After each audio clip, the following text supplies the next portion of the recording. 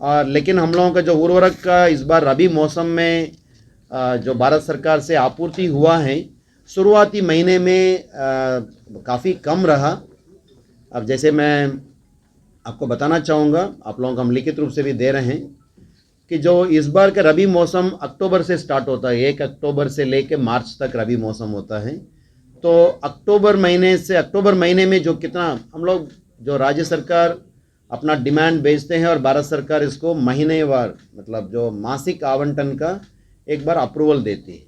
तो उस अप्रूवल के अनुसार जो आपूर्ति के लिए स्वीकृत मात्रा है अक्टूबर में 2,10,000 मेट्रिक टन है।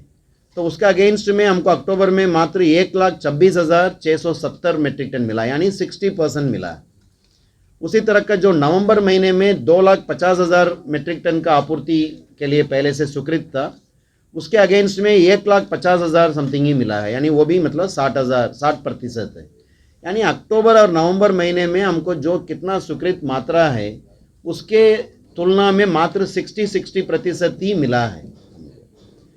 और दिसंबर महीने में हम लोगों का कितना जो स्वीकृत मात्रा उसका 97% मिला। और जनवरी महीने में अभी तक का जो आज 11 तारीख तक का है 43% मिला है।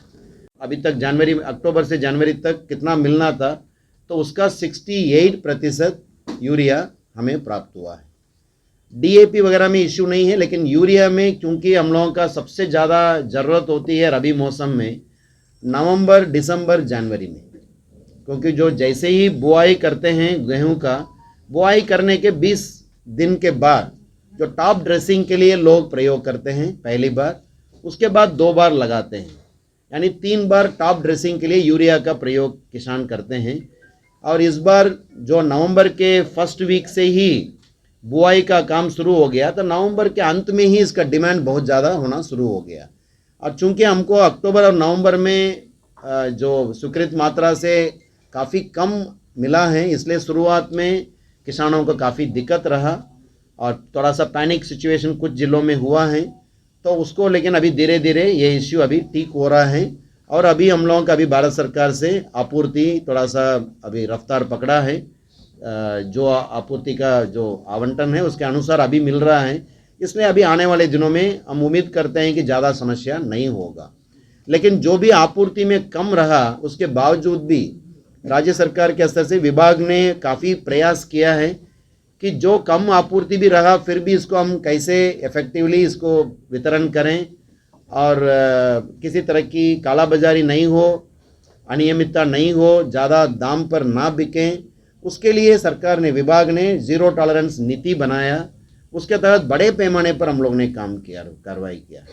बड़े पैमाने पर कार्रवाई में मैं बताना चाहूँगा, इस रबी मौसम में टोटल जो अभी तक का 11 तारीख तक अक्टूबर से लेके आज तक टोटल 6,200 उर्वरक प्रतिष्ठानों का छापामारी किया गया। 6,200 उर्वरक प्रतिष्ठानों का छापामारी हुआ, जिसमें से 117 उर्वरक प्रतिष्ठानों के विरुद्ध प्राथमिकी भी दर्ज किया गया। जो अनियमितता पाया गया उस पर कार्रवाई हुई है।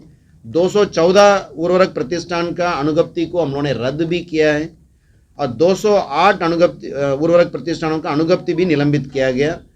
494 प्रतिष्ठानों का शोकाज पूछा गया। यानी कहाँ कहाँ अनियमितता पाया गया वो सब में हम लोग कार्रवाई कर रहे हैं। जिला पदाधिकारियों के साथ हमने 26 दिसंबर को मीटिंग किया।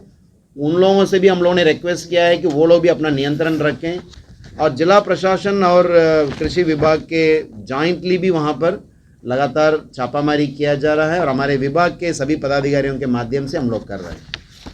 हर जिले में जिला स्तर पर एक उर्वरक निगरानी समिति है, जिला पदाधिकारी की अध्यक्षता में वो किया गया और हर प्रखंड स्तर पर प्रखंड स्तरीय निगरानी समिति है प्रमुख की अध्यक्षता में, उसको भी किया गया है। तो ये सारा काम हम लोग लगातार कर रहे हैं। लेकिन जो उर्वरक की उपलब्धता में शुरुआती महीने में दिक्कत रहा उसके चलते किसानों को थोड़ा समस्या रही, लेकिन हमें उम्मीद है कि अभी आने वाले दिनों में ये समस्या नहीं रहेगा, क्योंकि अभी थोड़ा सा जो उर्वरक प्राप्त होने का रफ्तार अभी तेज हुई है। तो इसलिए अभी आने वाले दिनों में मेरे समझ में समस्या नहीं होगी। जगहों पर इस तरह का कुछ समस्या हुई है, लेकिन अधिकांश जिलों में ये बहुत ही सुलभ तरीके से बहुत आराम से बांटा जा रहा है। हम लोगों ने भी अभी फील्ड में गए हैं, वहाँ पर लोगों से बातचीत किए हैं कुछ कुछ जगह पर जैसे अभी बिस्कोमान का दुकान है, वहाँ पर बहुत लंबी लंबी लाइन लग रही है। तो वो मतलब उसमें वहाँ पर किसानों को हम लोग समझा रहे हैं कि भाई लगातार आ रहा है, अब जैसे पैनिक सिचुएशन नहीं हो उसके लिए हम लोग ये काम कर रहे हैं कि जिला प्रशासन के माध्यम से अभी अगला दिनों में आने वाला स्टॉक, कौन कौन सा स्टॉक आने वाला, रेक्स कब कब पहुंचने वाला है, उसकी जानकारी हम लोग दे रहे हैं ताकि किसानों के बीच में ये नहीं हो कि भाई मतलब बहुत शॉर्टेज होने वाला है, ये नहीं हो, बस इसकी प्रयास हम लोग कर रहे हैं। वही मैं बता रहा हूँ, नहीं ये आंकड़ा है जो मतलब हम लोगों का जो आंकड़ा है विभागीय आंकड़ा है, ये भारत सरकार के द्वारा दिया गया आंकड़ा है, क्योंकि हमको आपूर्ति होती है भारत सरकार से और वो वास्तव में प्राप्त हो गया है उसी का है, वो मतलब भारत सरकार भी देख सकते हैं और राज्य सरकार भी देख सकते हैं। ऐसा नहीं है कि वो सबकी एक ही पोर्टल है, फर्टिलाइजर मॉनिटरिंग सिस्टम का एक ही पोर्टल है, उसके माध्यम से है। मैं आपको बताना चाहूँगा कि जैसे हमको सबसे ज़्यादा आपूर्ति मतलब कम आपूर्ति हुआ है अक्टूबर नवंबर में, आप लोग देखेंगे मात्र 60% ही हुआ है, 40% का शॉर्टेज रहा। उसका असर तो शुरुआत में वही मैं बता रहा हूँ कि यूरिया का सबसे ज़्यादा ज़रूरत पड़ती है हमको नवंबर महीने से लेकर जनवरी तक, तो हमको अक्टूबर नवंबर में मिलेगा स्टॉक, गांव मतलब दुकान में रहेगा तभी तो किसानों का आराम से मिलेगा। उस समय शॉर्टेज रहा तो पैनिक बाइंग होता है, ये भी सही है, वो नहीं हो। 69,000 मीट्रिक टन अभी उपलब्ध है, जैसा कि बीजेपी के प्रदेश अध्यक्ष ने कितना? 69,000 मीट्रिक। नहीं, मैंने यहाँ पर आपको जो राइटिंग में लिख के दिए हैं आज के डेट में 70,959 मीट्रिक टन उपलब्ध है।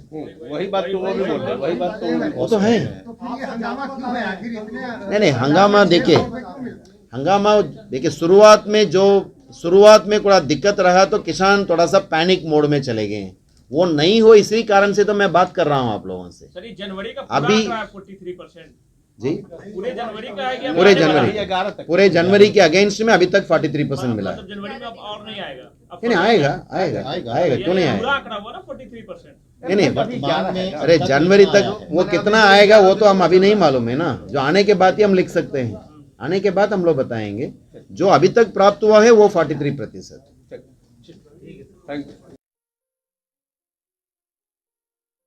ये लो मुंह मीठा करो, आज मैंने अपना जॉब छोड़ दिया, अब हम पूर्णिया वापस जाएंगे। जॉब छोड़ दिया है मतलब? ये घर कैसे चलेगा, हम करेंगे क्या और माँ बाबूजी क्या बोलेंगे? इसलिए मैं एक और मिठाई का डब्बा लाया, अपने बिजनेस के लिए लोन अप्रूव हो गया।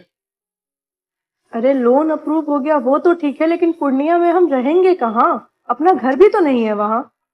इसलिए तो एक और मिठाई का डब्बा अलग से लाया हूँ, हमने पूर्णिया में घर ले लिया है, पूर्णिया के ई होम्स पैनोरमा में। पूर्णिया में पैनोरमा ग्रुप लेकर आए हैं ई होम्स पैनोरमा, बड़ा घर, आलीशान जिंदगी और अत्याधुनिक सुविधाओं के संग। अरे अब क्यों मुंह मीठा करवा रही हो? क्योंकि हम घर वापसी जो कर रहे हैं। घर वापसी की खुशी पूर्णिया में ई होम्स पैनोरमा के संग। E homes panorama, luxurious lifestyle redefined.